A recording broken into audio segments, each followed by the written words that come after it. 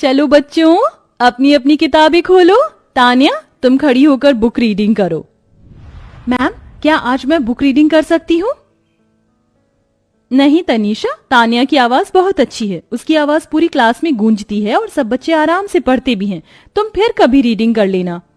ये सुनकर तनीषा को बहुत गुस्सा आता है। वो चुपचाप अपनी सीट पर बैठ जाती है। आखिर टीचर को दिक्कत क्या है? मुझे लगता है मैं पूरी क्लास में सबसे गोरी हूँ, इसलिए ये कल्लो टीचर मुझसे चिढ़ती है। तनीषा को काव्या जरा भी पसंद नहीं थी, क्योंकि वो बहुत काली थी। यहाँ तक कि मनीषा को क्लास में काले बच्चे भी पसंद नहीं थे। उसके सभी दोस्त गोरे थे। देखो देखो, वो लड़की कितनी काली है। हे भगवान, कोयले की तरह बिल्कुल खाली। हे भगवान, तनीषा तुम भी ना कितना मजाक उड़ाती हो। अरे तुम देखो ना, ये काले लोग कितने बेकार लगते हैं। मुझे तो जरा भी पसंद नहीं है, और खास तौर पर हमारी क्लास टीचर काव्या मैडम। ऐसा लगता है जैसे कोयले की भट्टी से निकल कर आ रही हूँ। काव्या पीछे से ये सारी बातें सुन लेती है। तनीषा, तुम्हें ऐसा नहीं सोचना चाहिए। काला और गोरा कुछ नहीं होता, सब अपने लिए ठीक होते हैं। किसी के काले रंग की वजह से उससे नफरत करना ये ठीक नहीं। ये सुनकर तनीषा मुंह बनाकर वहाँ से चली जाती है। कुछ देर में स्कूल की छुट्टी हो जाती है, जिसके बाद सारे बच्चे अपना बैग उठाकर जा रहे होते हैं, लेकिन तनीषा अपनी गोरी सहेलियों के साथ आराम से सबसे आखिर में निकल रही होती है। उसी वक्त वो स्कूल के बाहर अपनी काली मैडम काव्या को उसके गोरे पति के साथ बाइक पर बैठते हुए देखती है। ओह माय गॉड, जरा देखो उसको। क्या ये आदमी इसका पति है?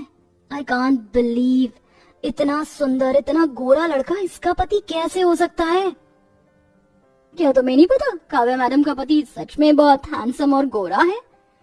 हाँ, बिल्कुल ड्रीम बॉय की तरह। काश कि ऐसा पति हमें मिले। अपनी सहेलियों की बातें सुनने के बाद तनीषा अपने मन में सोचती है, कोई और क्यों, जब सपनों का राजकुमार सामने हो तो उसे ही हासिल करना चाहिए।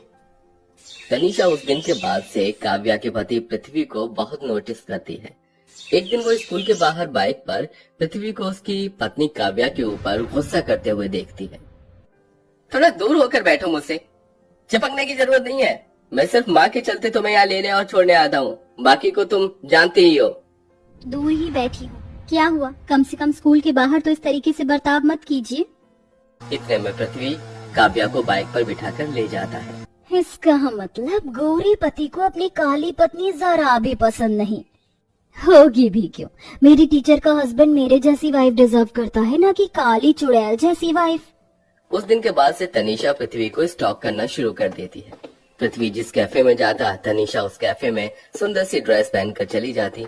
एक दिन वो एक कैफे में पृथ्वी से कुछ दूरी पर बैठी हुई एक वेटर से पृथ्वी की टेबल पर फ्लावर्स और एक लेटर भिजवाती है।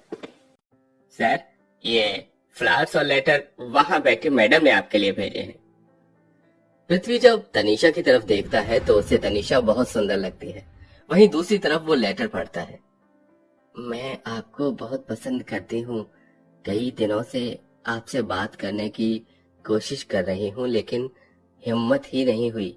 अगर आप भी मुझे पसंद करते हैं तो लेटर को अपनी जेब में रख लीजिएगा, और पसंद नहीं करते तो उसे फाड़ कर फेंक दीजिएगा।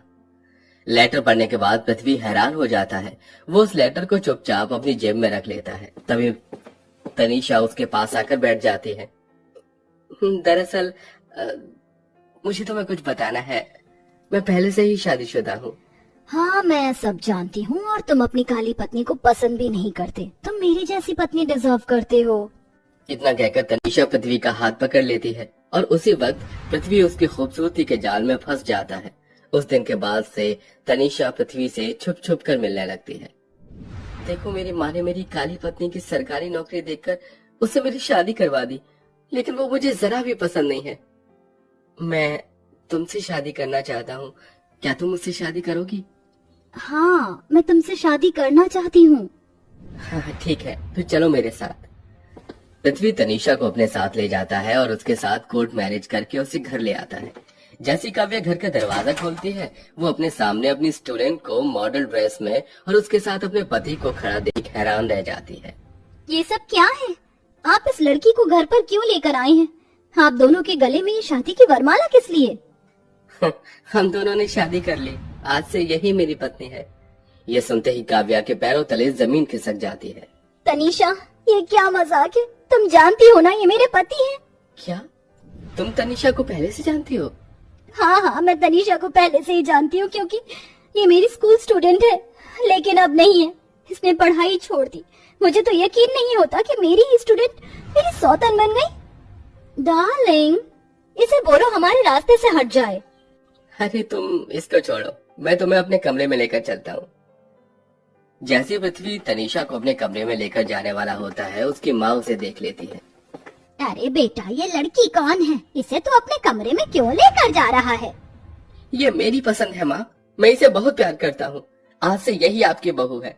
आपने सरकारी नौकरी देखकर इस काली कलूटी से मेरी शादी करवा दी। मैं इस काली कलूटी से प्यार नहीं करता और आज तक हमारे बीच में पति पत्नी जैसा कोई रिश्ता भी नहीं बना। ये सुनते ही कल्याणी हैरान रह जाती है, तो वहीं दूसरी तरफ काव्या फूट फूट कर रोने लगती है। बहू, अपने आप को संभालो। माँ जी, मुझे तो समझ नहीं आ रहा कि मैं क्या करूं।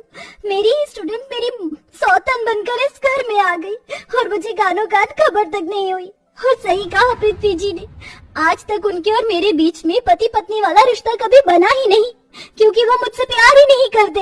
लेकिन मैं इस भरोसे में आज तक बैठी थी कि एक न एक दिन वो मुझसे प्यार कर लेंगे। काव्या को बहुत बुरा लगता है, लेकिन फिर भी वो अपने ससुराल को छोड़कर कहीं नहीं जाती। वो अपनी सास के लिए वहीं रहती है। वो इतना सब कुछ होने के बाद भी अपनी सास और अपने पति का ख्याल रखना बंद नहीं करती।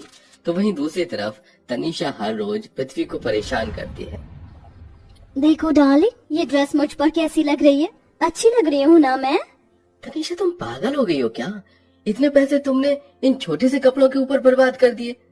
अरे इससे अच्छा तो तुम साड़ी खरीदती, तो वो तुम्हारे ऊपर ज्यादा अच्छी लगती। तुम्हारी हिम्मत कैसे हुई मेरे पहनावे के ऊपर बोलने की? मेरा जो मन करेगा मैं वही पहनूंगी। तुम मेरी लाइफ में इंटरफेयर मत करो। तनीषा छोटे कपड़े पहनकर ही घर से बाहर चली जाती है। इस बात का पृथ्वी को बहुत बुरा लगता है, क्योंकि वो उसकी कभी भी कोई बात नहीं मानती। तभी काव्या आकर पृथ्वी से कहती है, सुनिए, मैंने आपके लिए नाश्ता बना दिया है। माँ जी को दवाई भी दे दी है और शाम को मुझे थोड़ा लेट हो जाएगा आने में, क्योंकि आज सभी स्कूल टीचर्स की पार्टी है। ठीक है। काव्या ये कहकर चली जाती है। उसके जाने के बाद पृथ्वी को अपने किए पर पछतावा होने लगता है। उसे काव्या की हर छोटी से बड़ी चीज अब जाकर अच्छी लगने लगती है। काव्या बेशक काली है, लेकिन वो कितनी सेंसिबल लड़की है। घर परिवार को कैसे लेकर चलना है, अपने से बड़ों की इज्जत कैसे करनी है और सबका ख्याल किस तरह रखना है, उसे सब कुछ आता है। काश कि मैंने जल्दबाजी में ये कदम न उठाया होता। पृथ्वी ऐसा सोचकर बहुत परेशान हो जाता है।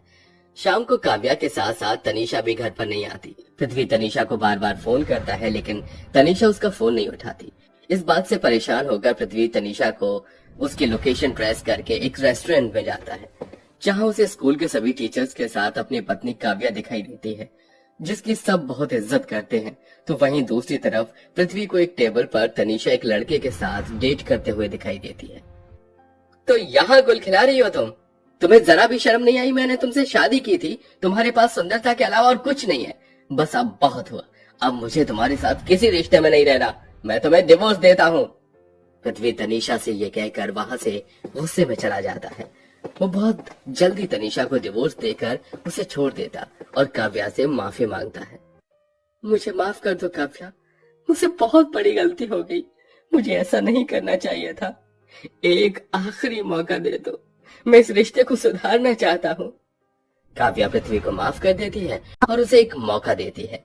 अब पृथ्वी काव्या के साथ साथ अच्छे से रहता है और उसके साथ छोटी से बड़ी हर खुशी मनाता है, जिसके चलते काव्या अपने पति के साथ खुशी खुशी रहने लगती है।